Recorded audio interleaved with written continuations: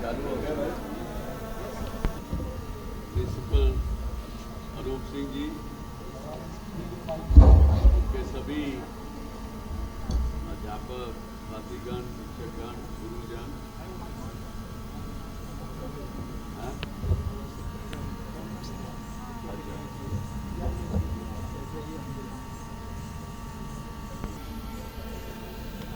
आदरणीय अनूप सिंह जी प्रिंसिपल महोदय और उनके सभी शिक्षक साथियों,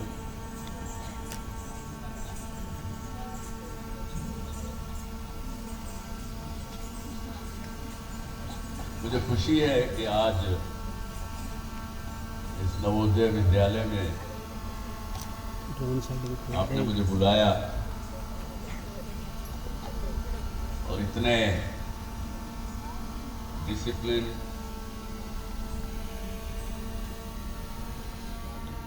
और भविष्य की जो हमारी पीढ़ी यहाँ आप तैयार कर रहे हैं उनसे मुझे रूबरू कराया।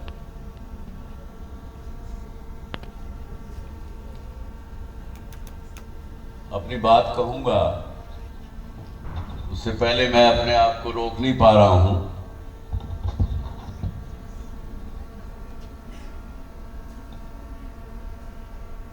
स्वर्गीय राजीव जी गांधी ने जब प्रधानमंत्री होते हुए इस नवोदय योजना को उस समय पास कर रहे थे, मेरा उनसे पर्सनल निजी संबंध था उस समय, और आज उसकी एक शाखा को बड़ा होते हुए मुझे मन में तो प्रसन्नता तो है ही है, साथ में उस व्यक्ति की, वो भी एक प्रकार से भले ही वो 40-50 वर्ष के रहे होंगे, 45 वर्ष के रहे होंगे उस समय, लेकिन उनका भी मन एकदम बच्चे जैसा था। और हमारे देश के बच्चे होनहार होने के साथ साथ उनमें सांस्कृतिक भावनाएं भी आए,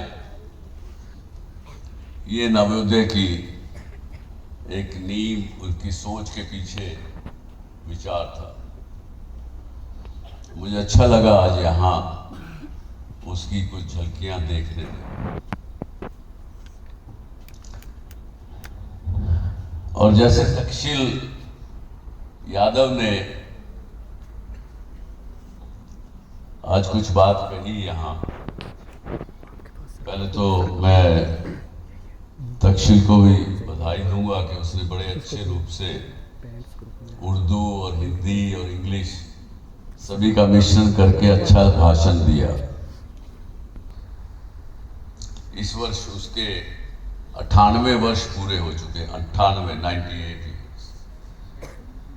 अभी 1.5 वर्ष बाद हम उसका 100वां साल मनाएंगे।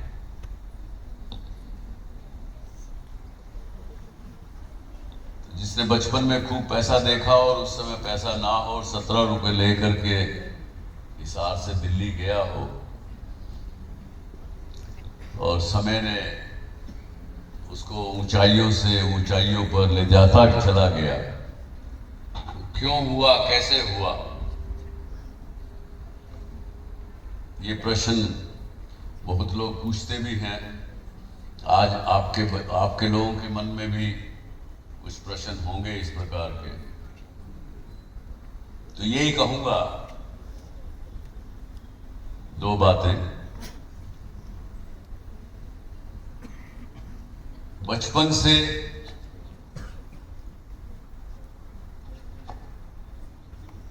जो काम सीखा उसकी एक आपको छोटी सी झलक दिखाऊंगा, और काम के साथ साथ अपनी संस्कृति,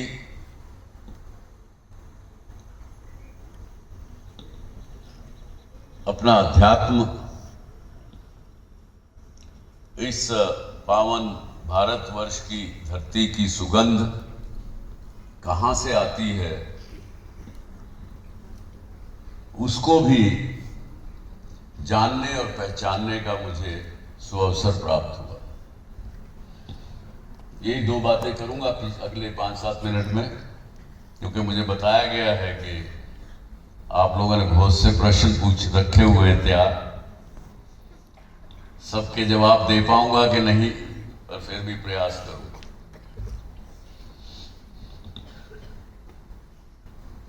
एक तो होता है जैसे आप अब पढ़ाई कर रहे हैं, लिखाई कर रहे हैं, सब तरह की शिक्षा, सब तरह के चीजें, जीवन के अनुभव यहाँ आपको इस कैंपस में मिल रहे हैं। वो तो मैं भी करता था स्कूल में, सीएवी स्कूल हिसार में पढ़ता था। लेकिन जो सबसे बड़ी शिक्षा जो आज भी मेरे जीवन में मेरे साथ काम आती है, हमारा एक ज्वाइंट परिवार था। ज्वाइंट परिवार समझते हो? क्या मतलब? आप में से कौन बताएगा ज्वाइंट फैमिली का मतलब क्या? आप बताइए। जिसके अंदर दादा दादी और चाचा चाची और ताऊ ताई ऐसे साथ रहते हैं। सभी दादा दादी, चाचा चाची, ताऊ ताई, पिताजी, माँ, भाई बहन सब एक साथ रह रहे। ऐसा ही हमारा भी परिवार था। मेरी उम्र के 4 और लड़के थे हमारे परिवार में।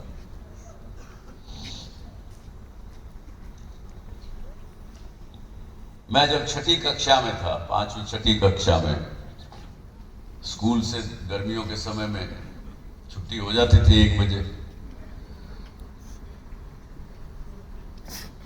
घर आए, खाना वाना खाया, उसके बाद जाके नीचे ही, ऊपर घर था, नीचे दुकान थी, दादाजी के पास जाके बैठ जाता।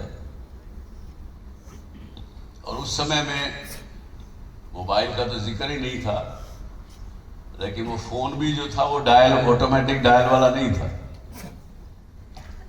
केवल एक फोन का इंस्ट्रूमेंट रहता था, हम फोन उठाते थे।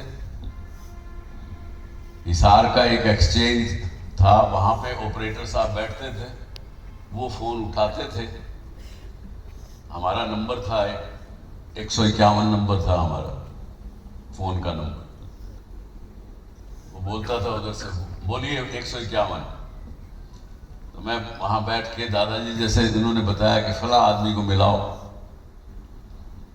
मैं उनको कहता था बाबूजी 451 नंबर मिला दीजिए। वो घंटी उसको देता था, वो फोन उठाता था, मैं दादाजी के हाथ में दे देता था।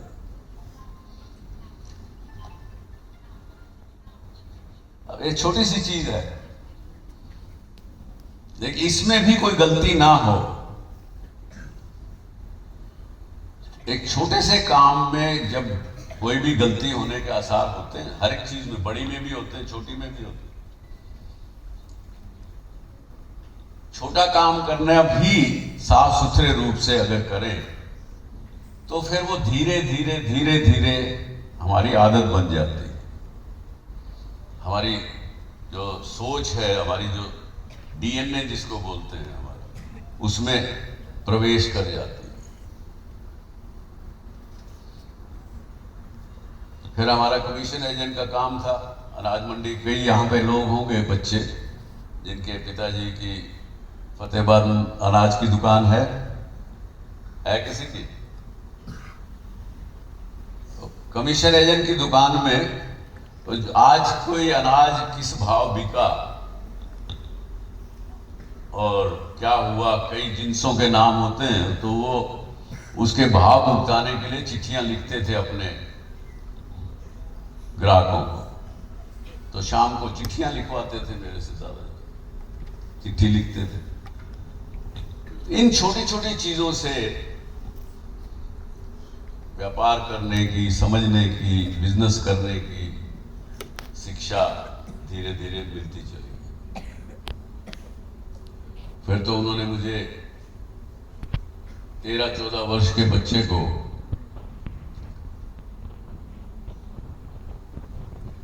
चने की दाल का ट्रक में बिठा के हिसार से दिल्ली रवाना कर देते थे कि जाओ वहां इसको बेच के आओ। वहां से पैसे लेके आना शाम को। तो रात भर ट्रक में गए, सुबह वहां मंडी में पहुंचे, दिन में बेची, दाल वाल बेची, आरती के यहाँ बैठे, आरती से पैसा लिया, और वो आरती का पलेदार एक आकर के मुझे फतेहपुरी में कृष्णा बस सर्विस में बिठा जाता, 5 बजे के लगभग शाम को। उससे रात को हिसार पहुंचना। 13 साल का बच्चा उस समय में 15,000 रुपए जेब में हो या थैले में हो या कहीं बांधे हुए हो, बड़ा बड़ा पैसा होता था। आज के दिन का वो मैं कहूंगा कि 5 लाख रुपए के लगभग का वैल्यू आज के दिन।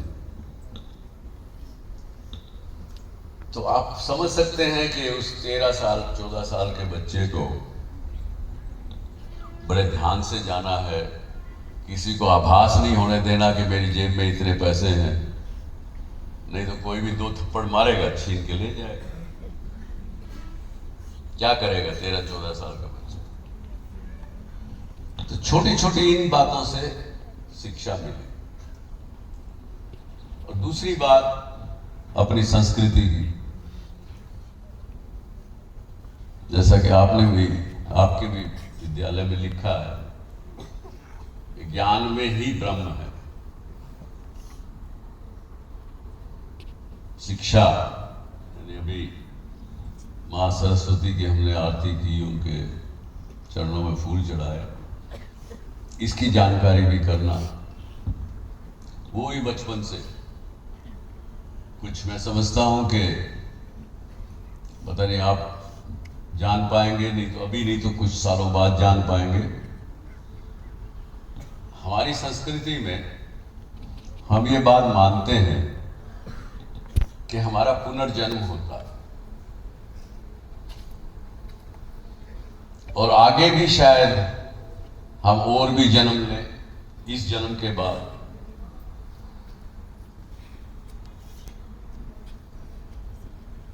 तो पिछले जन्म की भी कुछ चीजें साथ चलती हैं इस जन्म में।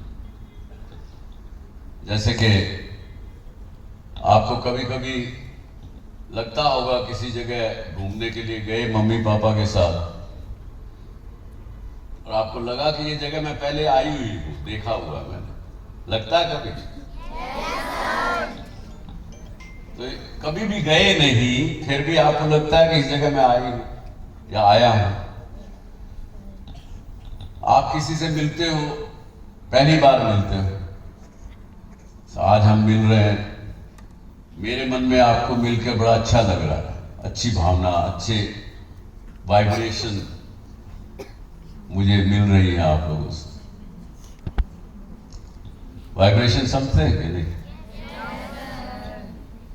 तो वो अच्छी बातें लगती है। और कई बार हम किसी ऐसे व्यक्ति को मिलते हैं, पहली बार मिलते हैं, उसने हमें कुछ कहा नहीं, बुरा नहीं किया, कुछ धमकाया नहीं, कुछ नहीं, फिर भी उसके बारे में बुरी भावना आती है, यह आदमी अच्छा नहीं, आती है ना भावना कभी। तो ये कहीं ना कहीं चीजें पिछले जन्म के संस्कार, कोई चीजें जो हमारे साथ चली है, इस जीवन में भी आई है, इसको जानने के लिए, और मुझे अवसर इस प्रकार के मिले कि हमारे परिवार में बहुत से साधु संत महात्मा, जैन साधु आते थे चौमासा करने के लिए, 4 मास रहते थे बारिश के समय। दूसरे साधु संत आते थे हरिद्वार से, ऋषिकेश से।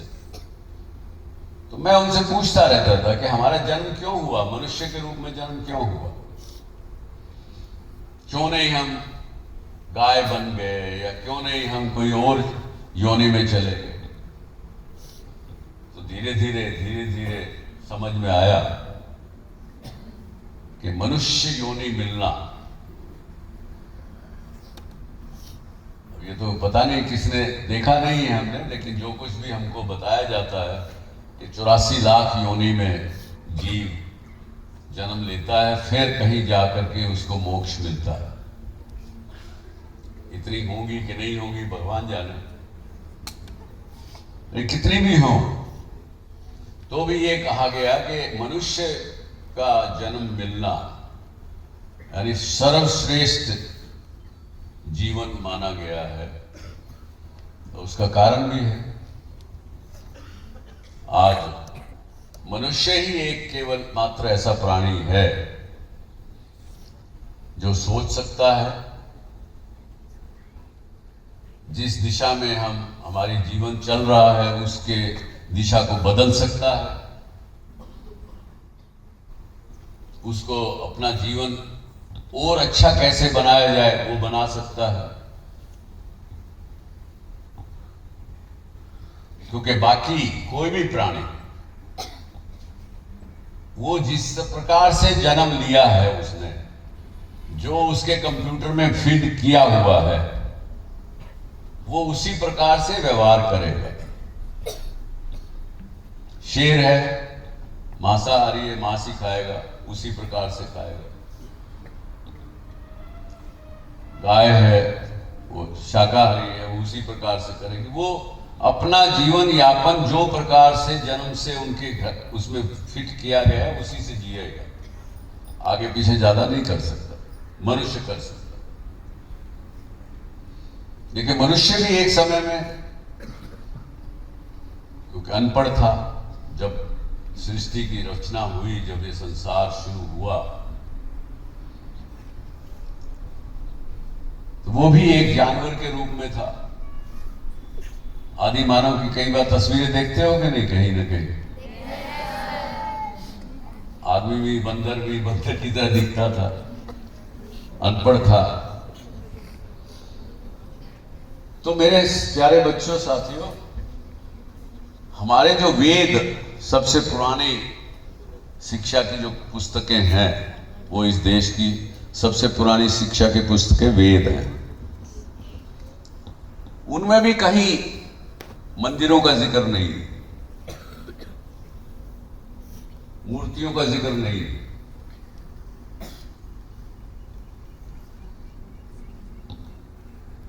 हमारे संस्कृति में, हमारे धर्म में, धर्म की विषय एक बड़ा है, वो आज चर्चा नहीं करेंगे, किसी समय फिर करेंगे। लेकिन जो सनातन धर्म था, यानी नियम, कुदरत का जो नियम है, उसको धर्म कहा जाता था उस समय। उसी को सनातन कहा गया कि जब से सृष्टि बनी तब से जो धर्म था वो आज भी है, आगे भी हमेशा रहेगा, जब तक सृष्टि रहेगी। लेकिन क्योंकि मनुष्य अनपढ़ था, समझदार नहीं था, जैसे कि एक छोटे बच्चे को, पहली केजी क्लास के बच्चे को, या पहली कक्षा के बच्चे को या बच्ची को किसी चीज के बारे में जानकारी जब देते हैं तो पिक्चरें बना के देते हैं। कैसे केले की तस्वीर बना दिया,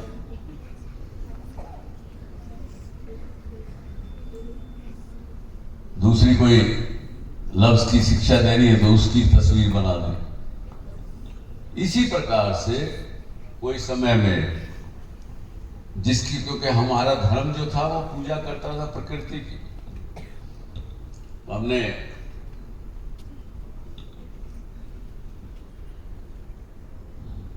भगवान वर्षा भगवान की या इंद्र भगवान की पूजा करनी शुरू की, क्योंकि वो जल बरसाते थे, जल के देवता माने जाते थे। अग्नि देवता की पूजा करते थे, क्योंकि अग्नि हमको भरण पोषण के लिए देती है, भोजन पका के देती है, उस प्रकार की चीजें, तो इसलिए उनकी पूजा होती है। मूर्तियां बाद में बनी,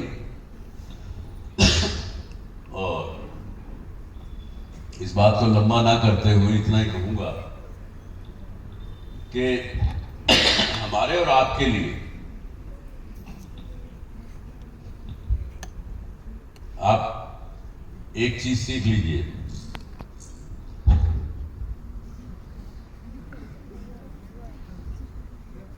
जो शक्तियां थी इस ब्रह्मांड में, उन्हीं को हमने भगवान माना, उन्हीं की पूजा की। लेकिन कोई समय पा करके उनकी आकृति दे दी गई। आज 4 शक्तियां हैं। वो चारों शक्तियां अगर आपके साथ हों तो भी आप बहुत आगे बढ़ेंगे, ऐसा मेरा मानना है। मेहनत, हिम्मत, पॉजिटिव सोच, ये तो आवश्यक है ही है अपनी जगह। 4 शक्तियां कौन? बुरों और पहली शक्ति, बुरों और बुराइयों को नष्ट करने वाली शक्ति।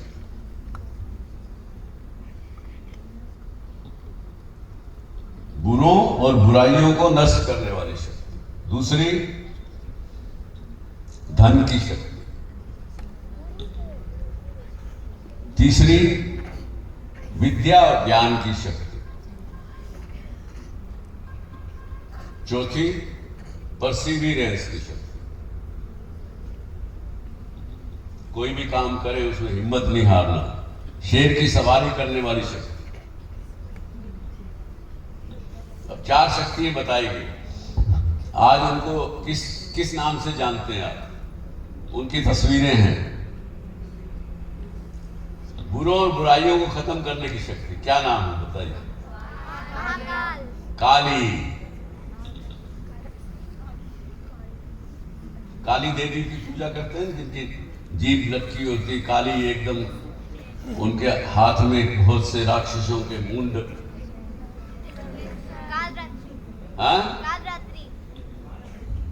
कालरात्रि। चलिए ठीक है, उसका नाम भी है। महाकाली की पूजा करते हैं ना लोग। काली को बुराई और बुरों की को नष्ट करने वाली शक्ति माना। धन की शक्ति लक्ष्मी, विद्या की शक्ति सरस्वती, और परसिवियरेंस की दुर्गा। तो एक इसका मंत्र है, वो याद रखना। फिर अब आपके प्रश्न लेंगे। किसी को याद है इन चारों का मंत्र?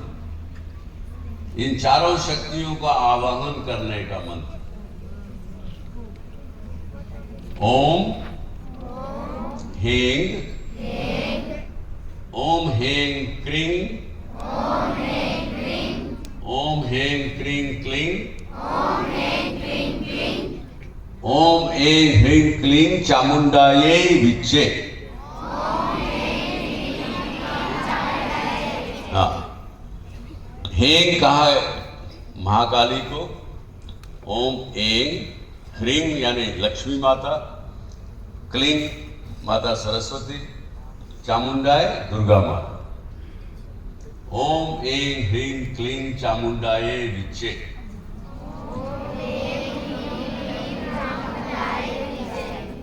ये मंत्र याद रखो।